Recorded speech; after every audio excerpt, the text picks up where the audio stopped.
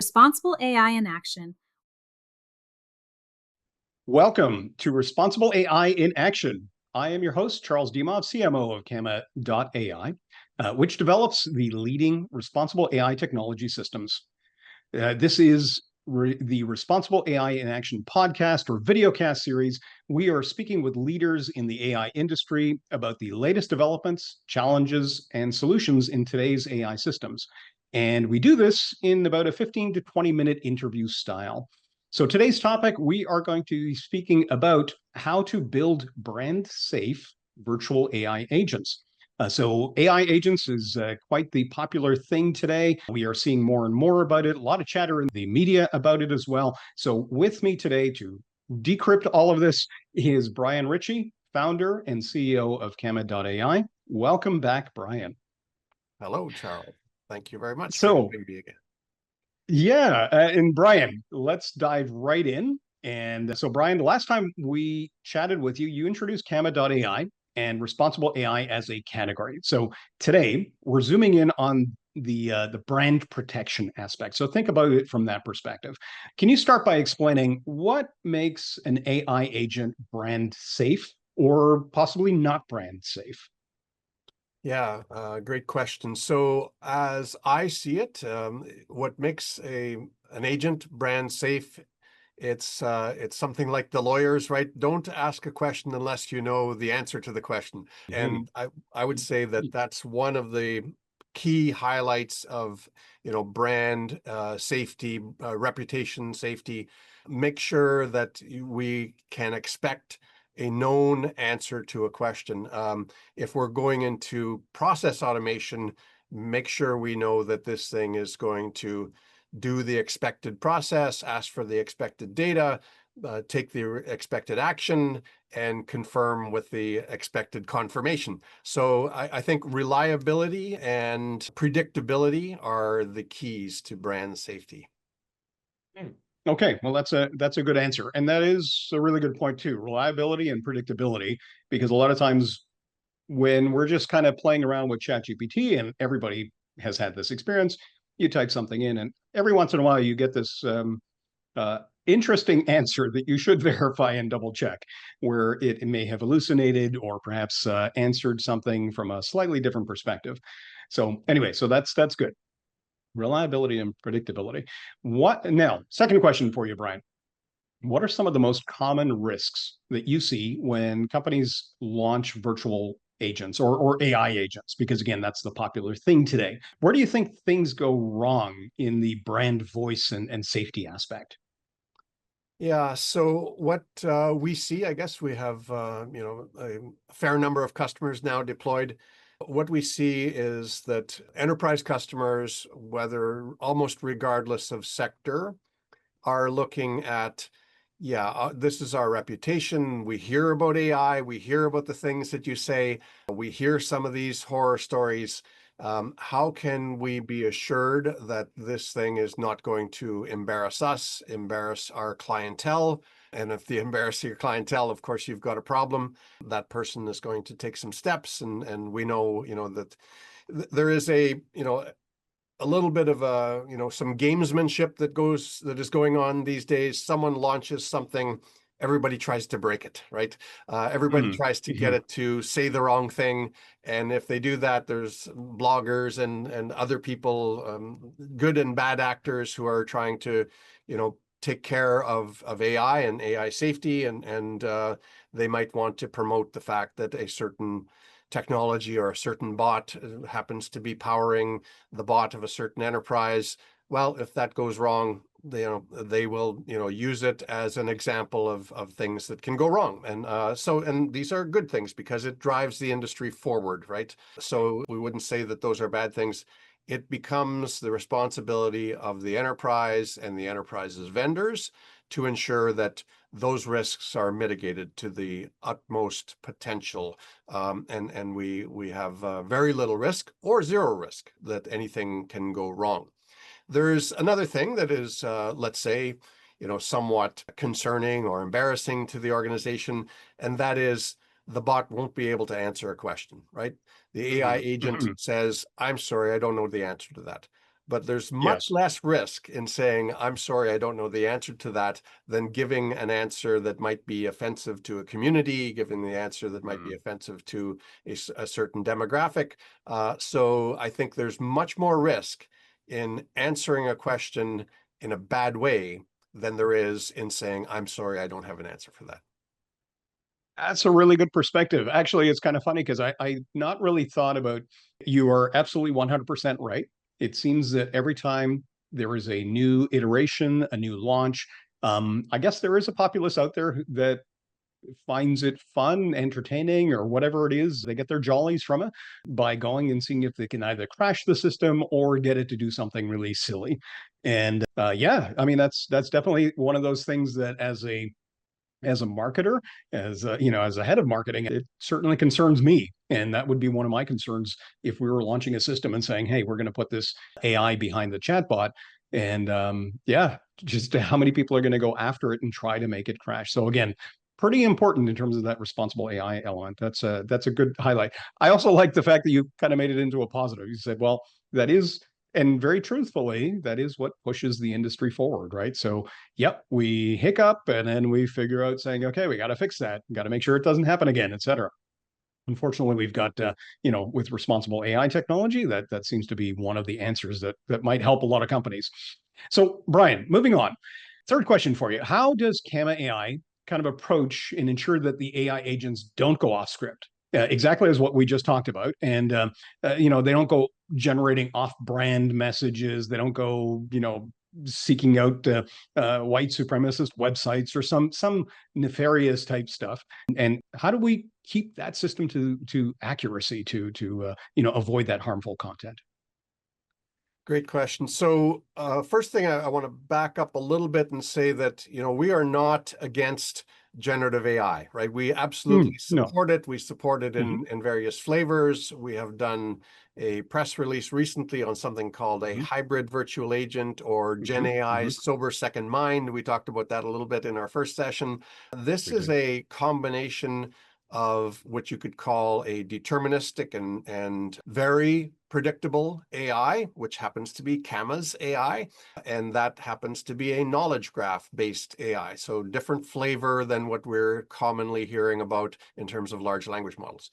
Having said Mm. that, the hybrid part brings these two worlds together, and it brings the capability of an enterprise to be able to answer questions based on the enterprise's documentation. We call that RAG, Retrieval Augmented Generation. And we have a way of establishing what we call trusted collections based on the enterprise's documents. So that's Mhm. part of our platform as well. And that in that way, we're using the best enterprise documents. We're making a trusted collection which can provide the best answers and the least amount of hallucinations on the generative side. We have this idea of a kind of a split brain AI agent, right? Right. Left-hand brain is logical and predictable. Right-hand brain has a lot more creativity, and it can answer questions that we didn't really plan for it to answer, but it can answer it, and it will do the best of it, take the best of approach to answering these questions based on the enterprise documents, which happen to come from a Kama trusted collection. Now, all that said, we are a supporter of generative AI, right? But in terms of brand safety, what we might see is that an organization, an enterprise, it's totally up to the enterprise. We deliver a safe and responsible AI platform, and we enable the enterprise to deploy AI agents. An AI agent for outward-facing, public-facing website, the organization may say, I only want the Mm. predictable AI to be passing Mhm. answers out on this, right? Inside the enterprise, on an employee portal or an intranet, they might say, let's use we've got all this documentation, we've got our HR policies, we've got our benefits policies. Let's let the bot answer, the AI agent, answer questions based on RAG, Retrieval Augmented Generation, based on the enterprise's documents coming from a Kama trusted collection. So different bots, different levels of risk, Right. different tolerance on those risks. So what I can see, and what would we recommend to our enterprise customers, is that if you're concerned, and if you're concerned about brand risk and brand safety, then perhaps limit the AI that's on the outward facing, public facing bots, client facing bots, any sensitive area where you have concerns that a hallucination might be of concern to the audience, then use the left-hand side of the brain, the deterministic side, right? Right. Other agents, other applications, other portals, you can use, the combination, right? Best of both worlds, if we say. Does that help? Yeah. So, Yeah. And yeah, let absolutely, me it add does. one more to that. And that Yeah. is, okay, what is this knowledge graph AI? In the Yes. knowledge Yes. graph AI, we understand an inquiry. Can you tell us about your latest products? That's an inquiry. Well, we understand your inquiry. We have our own natural language processing layer or natural language understanding layer, which is a larger class of NL, natural language technology. We understand your inquiry. We go looking in the knowledge graph for potential solutions. Oh, we have 3 latest products. Why don't we tell you about these 3 products? The product descriptions that come out of that knowledge base, let's say, are going to be the product information that the chief marketing officer or someone or a product manager has said, this is the description of our product. The words won't change. The words will be static.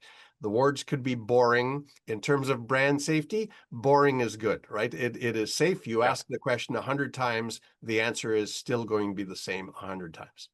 So Yeah. that's how you have ultimate protection over brand risk.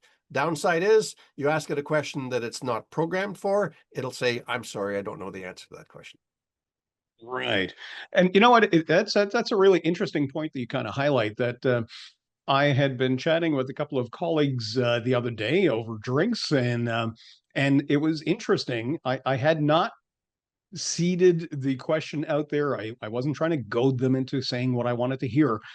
These fellows were actually with 2 of the big banks, and their comments. They were both in the IT sector, and they basically both were kind of talking about saying, "Well, you know what?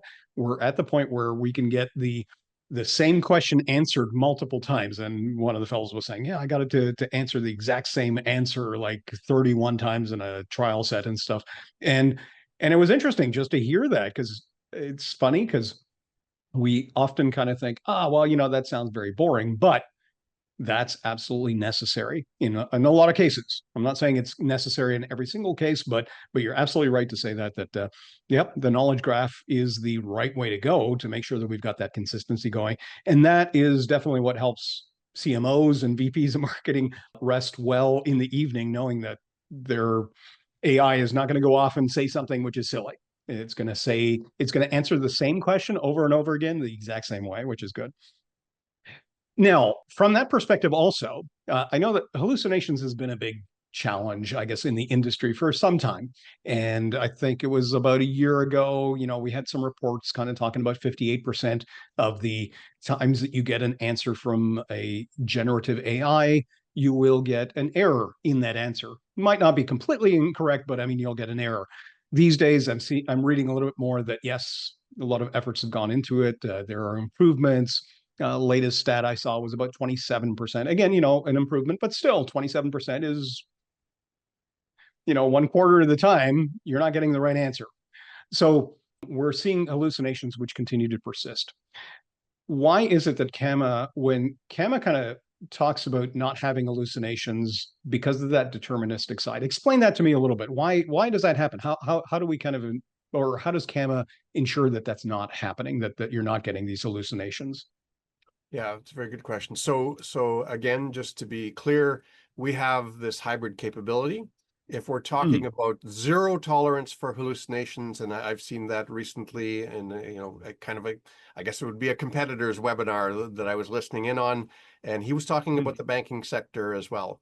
mm, And mhm. he's a chief product officer of a major AI company, and he said the tolerance isn't low. It's not that we want few hallucinations. We need zero hallucinations. It has to be zero. Now, I guess, so if that's the requirement, and as you say, in the future, we can look at ways of trying to lock down an answer somehow in a large language model. What we see right now, I won't say that we designed our approach, this knowledge graph approach, to address this problem. We designed the knowledge graph approach to deliver consistent information for an enterprise because we thought that was a good thing to do. It happens to be a solution for zero hallucinations. At the time we were doing this, the concept of hallucinations and even large language models, we started development in 2018. We launched in 2021. At that time, of course, ChatGPT, exploded the world of AI in November 2022. So this predates that and even those concerns of an AI hallucinating and what that meant to your brand.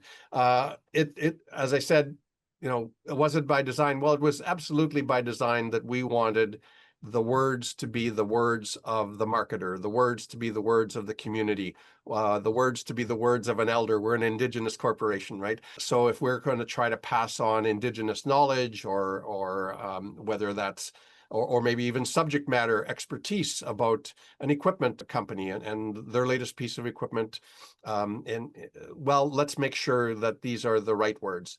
I was having a conversation yesterday with a new potential client we're talking with, and we're talking about oil changes on a large piece of equipment, let's say construction equipment. And what if you gave, the oil change information from, I don't know the terms and the models, but a CAT D50, let's say, right? You've got a CAT D50 and it's got a very particular type of oil and et cetera, et cetera. You accidentally, because we've got 17 models of heavy equipment, you accidentally give the wrong oil change information, the wrong oil type, whatever it is, to someone to change the oil on the CAT D50. Well, if that's the case, maybe they seize their engine, maybe they're coming after you, maybe that organization is coming after Kama. We want to make sure that if you want to change the oil on a CAT D50, you're going to be looking at the right procedure to change the oil on a CAT D50. So we're big on that the organization gets the right information to the right people at the right time for the right reasons. That's one of our mottos. It's not a trademark motto, but it's one of our mottos. So in that regard, we started developing a knowledge graph AI. It turns out to be a fantastic solution to reduce hallucinations. Do we say that there is no power in generative? No, we've deployed our hybrid virtual agent. It can be a fantastic add-on capability. For certain applications, it's all about deciding which level of risk can be tolerated in which application or AI agent and turning on the right parameters there or configuration to allow, the best of both worlds or the best of one world. We're only going to tell the consumers or the clientele or the users the information that comes from the knowledge graph side, which is predictable, transparent. If you see one word in there that we're going to change that word because something happened yesterday in the world, and that word is no longer a friendly word, right? I want to change one word in there, and I don't want that to change anymore. You go in there and you change one word, and now that word is there. So that kind of transparency and predictability can be very comforting, right? To, as you say, to a marketing person, to the CEO, to the lawyer of the organization. So it's something that we find very convenient that just happened, right? It's not that we had this type of foresight that many years ago. It's that this has conveniently been a great solution for reducing hallucinations to zero, right? That's a really good example as well that you gave in terms of, there are a lot of circumstances where you cannot be wrong. And it's funny, I was having a conversation with a few students that I've got on the marketing side. And frankly, I was telling them, I said, if you go out and use an AI, generative AI, and if you're in industry and it makes a mistake, is your boss going to say, oh, that's okay because it's the generative AI that you used, I'm going to blame that? Or are you going to get the blame for it? So yeah, no, that's a really good point. There are certain times where you want to basically say, yeah, I'm going to own this. If the machine gets it wrong, and I want to make sure that there are certain circumstances where you absolutely get it right. And on that type of example, that big machinery like that could cost a fortune if you seize the engine. My goodness, I would hate even to think about that. Anyway, moving along. My last question over to you, Brian, is what advice would you have for an organization thinking about launching their first branded AI agent? Yeah, very good question. So I guess I think everything starts with the requirements, right? As Mhm. a developer, but that, I'm an engineer. I'm by trade a mechanical engineer. It doesn't matter whether you're developing AI or developing a new product. Everything starts Mhm. with the requirements. So I would Yeah. say, what are the requirements of this AI agent? What do you want it to do? Well, the requirements back up one step further to the audience. Who's the audience? And so let's start there, right? Who's the audience we want to serve, and what benefit do we want to provide to that audience? Once you have that, then I would say back that up right away with what risk are we willing to take with this audience, right? And if you can start at that level, then I think you have some good high level approaches to your design or your requirements for this particular AI agent. Now, if you're talking about technology selection, I would say make sure you have the flexibility with your technology selection to say that, yeah, on this application, this AI agent facing in this direction, we need these requirements. But we're going to have another one and it's going to face in another direction. And we have different risk tolerance on that. So look for the flexibility to be able to say, yes, this AI agent we want configured in this way with this information. This other AI agent is configured in another direction with other information. And then we have, the overlap of information, right? Sometimes the internal audience is going to require the same information as the external audience. So look for the flexibility to mix and match the content. It's maybe a little difficult to do mixing and matching of content on top of a large language model. Now you have to figure out, how do I, make sure that the vectorized information that came from documents or whatever is different for this audience than it is for that audience. So, I think some of these criteria, some of these this design criteria will help you in your technology selection, because you'll say, okay, well, if that's the requirement, we want, zero tolerance in this direction and some tolerance in that direction, then let's look for a technology that can enable that. I think that would be, helpful, right, to allow you to start to choose the right tools. I will say that there's another thing that is quite important, and that is look Mhm. for opportunities to have a solution which can integrate to existing enterprise architecture, for example. If Good you are point. looking for an AI agent which is going to have the best of both worlds capability, that you have some deterministic and highly predictable, 100% predictable information, 100% reliable information. And you also want Mhm. the flexibility of having generative responses, which are very valuable and very broad. That's great. Look for a system that you don't have to, duplicate data. For example, where are these documents coming from? Well, they're coming from SharePoint. They're coming from OpenText. They're coming from M files. So they're coming from an AWS S3 bucket. Wherever your documents are coming from, Right. use that as the source of truth, right? Those documents are there. Our marketing team puts those documents there. They've certified that those are the good documents. Well, good. Let's not make anyone redo that. Look for integration where you can integrate to trusted sources already within the enterprise, and help use that to support your enterprise RAG experience or your generative experience. You should not have to duplicate data. You should not have to, and if data updates are required, oh, there's a new marketing description for this product, make sure that can be rolled out and managed effectively. So yeah, Yeah. don't Hmm. reinvent the wheel, look to reuse Hmm. what you already have. Yeah, that's a really good point as well, because honestly, I almost, as you were speaking, it started kind of crossing my mind as saying, wow, we are probably stepping into a bit of a new world in terms of for many companies, there's lots of different documents which are created inside the company. Whether that's on the marketing side, brand guidelines, or whether that's on the HR side with lots of different, regulations or stipulations of you get this much holiday, et cetera, whatever. And honestly, if I think of my work experience, it's like, yeah, you kind of go through some of that stuff at the beginning and then you sort of put it to the side and you forget about it. But honestly, with this idea that we can create these trusted content sources and be able to go back to an AI internally and just sort of query it and ask questions and say, hey, remind me about what is our policy on this, or remind me what are my benefits package on this other thing, et cetera, whatever it might be. I really kind of think that we're probably stepping into a world where we're going to be able to use those documents a lot more than we've ever done in the past. So it's not one of those things where we publish it and then kind of put it on the shelf and forget about it. We actually might be in that mode of really using the intelligence that we create, much more so than we are doing today. Because again, I've seen a lot of that: create the document, put it on the shelf, forget about it, move on to the next project. So that's a really good point.